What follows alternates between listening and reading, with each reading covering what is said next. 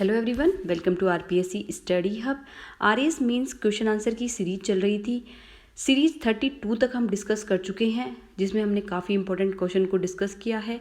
Long time से मैंने video नहीं डाला है, तो चैनल पर जो जुड़े हुए स्टूडेंट्स हैं उनको मैं बताना चाहूँगी कि कुछ लाइफ में कई बार सिचुएशन ऐसी आ जाती है जिसको हम ना चाहते हुए भी छोड़ नहीं सकते। तो वही सिचुएशन मेरे साथ अराइज़ हो गई, जिसके कारण मैं चैनल पर कंटिन्यू नहीं हो पाई।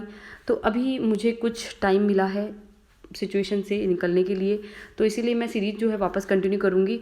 और उसी सीरीज़ को आगे बढ़ाते हुए आज हम डिस्कस करेंगे सीरीज़ 33।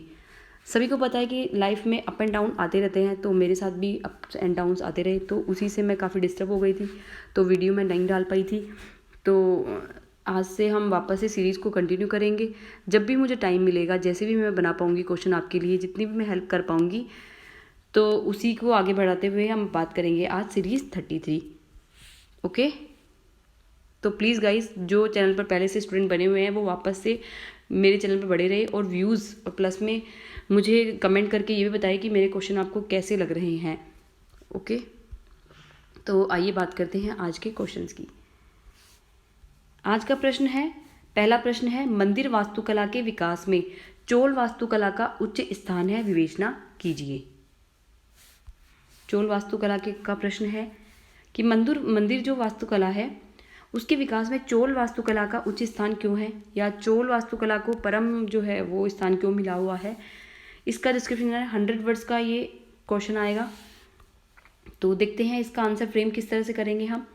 मंदिर वास्तुकला में द्रविड़ स्थापत्य की आधारभूत संरचना पल्लव शासकों के अधीन विकसित हुई थी। सभी को पता है कि द्रविड़ स्थापत्य संरचना की आधारभूत संरचना पल्लव के समय विकसित हुई थी, किंतु उसका स्पष्ट एवं वास्तविक रूप चोलों के काल में निखर कर आया था। ठीक है, बट हुआ क्या था कि स्टार्टिंग जो बोले, अगर हम बेस जो हुए वो पल्लवों ने डाला था, लेकिन अगर हम बात करें चरम अवस्था जब कब आई थी, ये चोलों के काल में जो है वो अधिक से अधिक विकसित हुई थी, जिसका स्पष्ट और वास्तविक रूप हमें देखने को मिला है। चोलकालीन स्थापत्य में मंडप, शिखर और विमान के साथ साथ गोपुरम का विकास भी देखा गया। जैसा कि मंडप, शिखर और विमान और गोपुरम, ये चारों ही जो द्रविड़ शैली है उसकी विशेषताओं में भी इंक्लूड की जाती है। मंडप, शिखर, विमान और गोपुरम, ये चारों वर्ड आप याद रखिएगा, मंडप, शिखर, विमान और गोपुरम। और यही चारों जो है वो चोलकालीन जो स्थापत्य कला है, जो वास्तुकला है, उसमें हमें देखने को मिली मंडप, शिखर, विमान और गोपुरम। मंडप का निर्माण स्तंभयुक्त होल के रूप में अनुष्ठानिक कार्य को पूरा करने के लिए किया जाता है। अब हम बता रहे हैं कि मंडप क्या होता है, मंडप का निर्माण क्यों किया गया। मंडप क्या होता है, एक स्तंभयुक्त होल के रूप में अनुष्ठान, यानी अनुष्ठान वाले जो कार्य करते हैं उनको करने के लिए हम मंडप का इस्तेमाल करते हैं। ये कैसा होता है, स्तंभयुक्त होल के रूप में होता है एक। उसी प्रकार गर्भगृह के ऊपर खंडीय शिखर का निर्माण, अब मान लो ये गर्भगृह हो गया हमारा, तो उसके ऊपर हम एक शिखर का निर्माण करेंगे, तो जो शिखर का निर्माण करेंगे उसी को हम क्या बोल देंगे, यहाँ पर शिखर बोल देंगे। ओके, गर्भगृह के ऊपर जो खंडीय शिखर होगा, जो ऊपर जाकर उत्तरोत्तर छोटा होता गया और फिर धीरे धीरे क्या हो गया, छोटा होता गया, जैसे जैसे ऊपर हुआ ऊपर जाकर ही छोटा होता गया।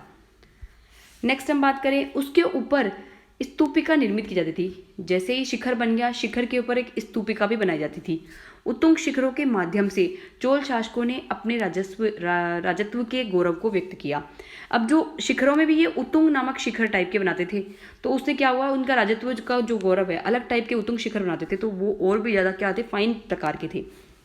गर्भगृह से लेकर स्तूपिका तक की उठानी को विमान कहा जाता था। अब जहाँ पर गर्भगृह बना हुआ है प्लस में स्तूपिका यानी सबसे ऊपर वाला भाग, ये सब मिलकर क्या कहलाते थे, विमान। अब हम दिखाएंगे, जैसे कि मैं आगे जो स्लाइड आएगी उसमें दिखाऊंगी प्रॉपर कि विमान कौन सा है और शिखर कौन सा है, सारी चीज़ें जो है उसमें गोपुरम सब अच्छे से पता लग जाएगा आपको। तो गर्भगृह से लेकर स्तूपिका तक की उठानी को हम क्या कहेंगे, विमान कहेंगे। फिर इस काल में मंदिर के क्षैतिज विस्तार को देखते हुए ऊंचा प्रवेश द्वार बनाया गया, जिसे गोपुरम कहा गया। अब मंदिर का जो क्षैतिज जो है, हॉरिजॉन्टल जो विस्तार करेंगे, उसको देखते हुए एक ऊंचा प्रवेश द्वार भी बनाया, उसे क्या कहा गया, गोपुरम कहा गया।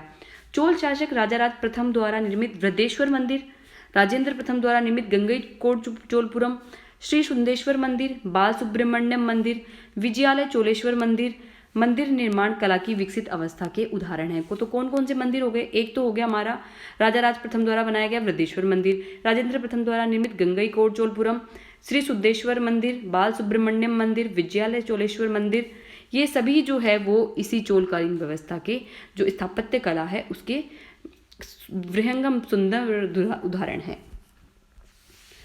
अब हम देखते हैं निष्कर्षतः, अब निष्कर्ष भी लिखेंगे हम। चोल कलाकारों ने मंदिरों की दैत्यों के समान कल्पना मंदिर की तथा जोहरियों के समान उसे तराशा। दैत्यों के समान तो क्या की, कल्पना कर ली मंदिरों की, और जोहरी जैसे जोहरी कोई सोना या कोई गहना तराशता है, वैसे ही मंदिरों को जो है यहाँ पर तराशा गया है, गोपुरम के द्वारा, शिखर के द्वारा, विमान के द्वारा। चोलकालीन वास्तुकला की भव्यता के कारण इसे दक्षिण भारतीय स्थापत्य कला का स्वर्ण युग भी कहा जाता है।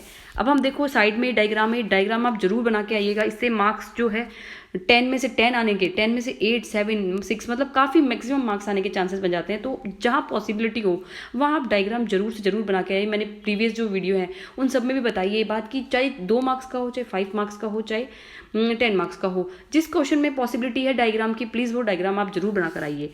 तो अब हम देखते हैं यहाँ पर ये हो गया हमारा मंदिर का टाइप हो गया। तो एक तो ये हो गया जलाशय, इस टाइप के जलाशय होता था साइड में, ये हमारा हो गया, ये से ये हो गया, ये मंदिर के टाइप का हो गया।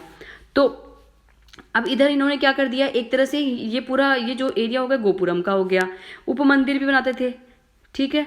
उसके अलावा गर्भगृह, अंदर गर्भगृह हो गया, अंतराल भी होती थी, दो के बीच में जगह हो गई, विमान सबसे ऊपर होता था, विमान यहाँ पर बना दिया, सभा कक्ष जो बीच का जो होल हो गया वो सभा कक्ष हो गया, और गोपुरम जो यहाँ का जो एरिया होता था बाहर का उसको हम गोपुरम बोलते थे। तो इस तरह से जो है दक्षिण में जो चोल का जो वास्तुकला थी, स्थापत्य कला थी, वो हमने आज पढ़ी, मतलब उसका क्वेश्चन जो है हमने अब डिस्कस करा। अब चलते हैं हम नेक्स्ट प्रश्न पर। नेक्स्ट प्रश्न है हमारा, हड़प्पा सभ्यता के महत्व पर प्रकाश डालिए। हड़प्पा ये आ सकता है 50 वर्ड्स में, ओके। तो आप इसको 50 वर्ड्स में लाइन टू लाइन भी लिख सकते हैं, बट मैंने इसको कुछ अलग तरीके से एक ब्लॉक डायग्राम के थ्रू समझाने की कोशिश करी है, तो इस तरह से भी आप इसको करके आ सकते हैं। तो देखते हैं पहला पॉइंट, गणित एवं विज्ञान के क्षेत्र में अंकगणित, ज्यामिति, दशमलव व द्विभाजन प्रणाली, ईंटों का आकार, मानक बाट का ज्ञान। तो पहला जो इसका महत्व है वो क्या हो गया कि गणित और विज्ञान के क्षेत्र में अंकगणित हो गई, ज्यामिति हो गई, ज्योमेट्री हो गई, डेसिमल हो गया, और द्विविभाजन प्रणाली, ईंटों के आकार और मानक जो बाट है, इन सभी का ज्ञान जो है वो हमें हड़प्पा सभ्यता से होता है। दूसरा हम बात करें धातु प्रयोग में दक्षता, तकनीकी ज्ञान से ग्रामीण बस्तियों के विकास के साथ कालांतर ताम्र पाषाणकालीन बस्तियों के विस्तार में भूमिका। एक तो धातु का जो प्रयोग था उसमें दक्षता आई, तकनीकी ज्ञान से ग्रामीण बस्तियों के विकास के साथ साथ कालांतर में जो ताम्र पाषाणकालीन जो बस्ती आई थी उनके विस्तार में भूमिका भी देखने को मिलती है हड़प्पा सभ्यता के कारण। विश्व की प्राचीनतम नगरीय सभ्यता भी हड़प्पा सभ्यता को बोला जाता है, सबसे प्राचीन सभ्यता है ये, प्राचीनतम।